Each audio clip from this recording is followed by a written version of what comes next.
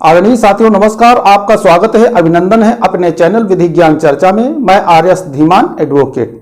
साथियों आज का हमारा टॉपिक है, आज का विषय है, आज हम चर्चा करेंगे उत्तर प्रदेश जोत चकबंदी अधिनियम के उद्देश्य, जिसे अंग्रेजी में object UP consolidation of holding कहते हैं।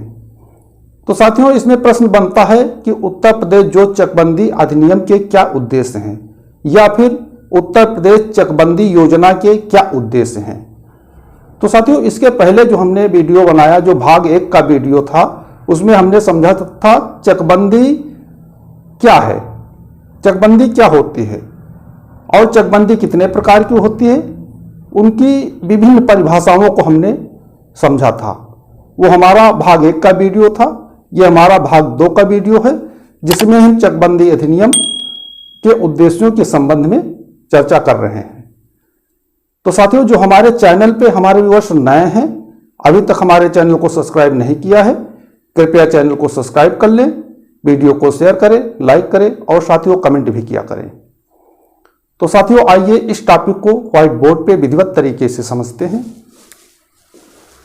उत्तर प्रदेश जोत चकबंदी अधिनियम के उद्देश्य, object of UP consolidation of holding act, भाग 2 का वीडियो है। नंबर 1 है चकबंदी प्रक्रिया का अपने आप में स्वयं जन सहभागिता पूर्ण एवं कल्याणकारी होना। जो चकबंदी अधिनियम है, यह चकबंदी योजना है, वो अपने में एक प्रकार से जन सहभागिता पूर्ण, यानी कि लोगों के सहयोग, लोगों को शामिल करते हुए और उनके कल्याण के लिए ये योजना है। और इसका ये मुख्य उद्देश्य था कि ये योजना लोगों के लिए कल्याणकारी हो। नंबर 2 है चकबंदी प्रक्रिया समयबद्ध कल्याण उन्मुख भूमि सुधार योजना है। जो चकबंदी प्रक्रिया है वो समयबद्ध, एक नियमित तरीके से कल्याण उन्मुख, कल्याण की ओर अग्रसर करने के लिए, या भूमि सुधार योजना, यानी कि जो लोगों की बिखरी हुई भूमियां थी उनको एकत्रित करके, यानी एक जगह करके उनको जो है कृषि योग्य बनाना, ये चकबंदी अधिनियम, चकबंदी योजना का मुख्य उद्देश्य है। अब साथियों देखते हैं नंबर 3 है ग्राम सभा की भूमि का संरक्षण। जो ग्राम सभा की भूमियां हैं उनका संरक्षण करना भी चकबंदी अधिनियम, चकबंदी योजना का एक मुख्य उद्देश्य है। नंबर 4 है ग्राम के भावी सर्वांगीण विकास हेतु सार्वजनिक भूमि जैसे आबादी, स्कूल, चिकित्सालय, खेल के मैदान, खाद के गड्ढे, खलिहान भूमि, हरावर, कब्रिस्तान, पशुचर भूमि आदि का संरक्षण करना।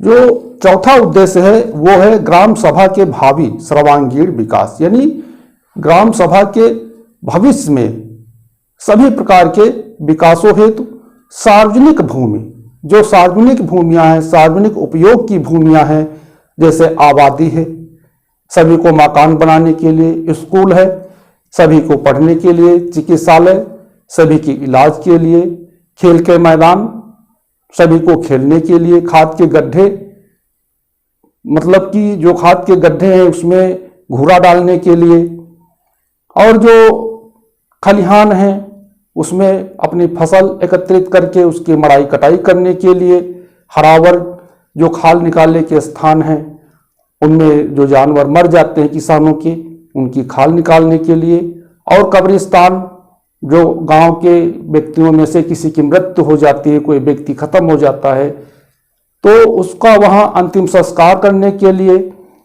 इस प्रकार की आदि भूमियां हैं जिनका संरक्षण चकबंदी द्वारा किया जाता है ताकि लोग उनका उपयोग कर सके। तो ये भी एक चकबंदी का मुख्य उद्देश्य था, यानी चकबंदी योजना या चकबंदी अधिनियम का एक उद्देश्य था या उद्देश्य है। उसके बाद साथियों देखते हैं नंबर 5 है कमजोर वर्ग के लिए घर बनाने हेतु भूमि की व्यवस्था कर ग्रामीण सामाजिक स्तर में सुधार करना। जो 5वां उद्देश्य है वो चकबंदी योजना, चकबंदी अधिनियम का उद्देश्य है कि जो कमजोर वर्ग हैं, जो गांव के कमजोर किसान हैं या गांव के रहने वाले जो कमजोर व्यक्ति हैं, उनके लिए घर बनाने हेतु भूमि की व्यवस्था करना, और ताकि उनके ग्रामीण सामाजिक स्तर में सुधार करना भी इनका एक उद्देश्य है। उसके बाद साथियों देखते हैं नंबर 6 है किसानों को अपनी बिखरी जोतों के स्थान पर एक जगह जोत प्रदान करना।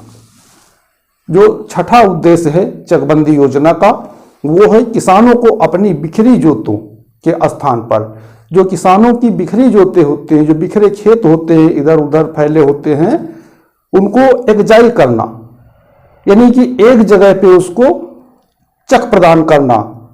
ये भी चकबंदी का मुख्य उद्देश्य है और इस उद्देश्य से किसानों को काफी लाभ होता है। जैसे कि बिखरे हुए खेत एक जगह हो जाते हैं तो उनको खेती करने में आसानी होती है। अब साथियों देखते हैं नंबर 7, प्रत्येक खेत चक को चकमार्ग व सिंचाई की नाली की सुविधा प्रदान करना। जो 7वां उद्देश्य है वो है प्रत्येक जोत यानी चक या प्रत्येक खेत के लिए चकमार्ग, आने जाने के लिए रास्ता, जो चकमार्ग होता है चकों खेतों के जाने के लिए उसे चकमार्ग कहते हैं, तो चकमार्ग प्रदान करना और सिंचाई के लिए नाली की व्यवस्था करना। यदि लोगों के खेत बिखरे हुए होते हैं तो चकमार्ग प्रत्येक खेत तक, प्रत्येक चक तक पहुंचाना आसान नहीं होता है और न नाली पहुंचाना आसान होता है। इसलिए जब चक एकत्रित हो जाता है, एक चक बना दिया जाता है, तो वहां तक चकमार्ग और नाली पहुंचाना आसान हो जाता है, जिससे कि किसान अपनी खेती को आसानी से कर सकते हैं। तो ये भी चकबंदी अधिनियम, चकबंदी योजना का एक मुख्य उद्देश्य है। अब साथियों देखते हैं नंबर 8 है ग्राम के आवागमन संपर्क मार्ग हेतु मुख्य मार्ग उपलब्ध कराकर विकास की ओर अग्रसर करना। जो 8वां उद्देश्य है चकबंदी योजना का वो है ग्राम के आवागमन, गांव के लोगों को आने जाने के लिए संपर्क मार्ग हेतु व मुख्य मार्ग उपलब्ध कराकर विकास की ओर अग्रसर करना। चकबंदी में इसे मुख्य मार्ग के नाम से छोड़ा जाता है, बाद में इसे संपर्क मार्ग बना दिया जाता है।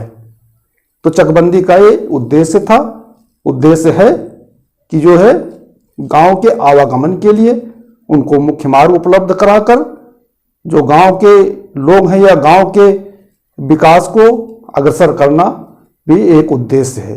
उसके बाद देखते हैं साथियों नंबर 9 है किसानों के आपसी विवादों को सुलझाना।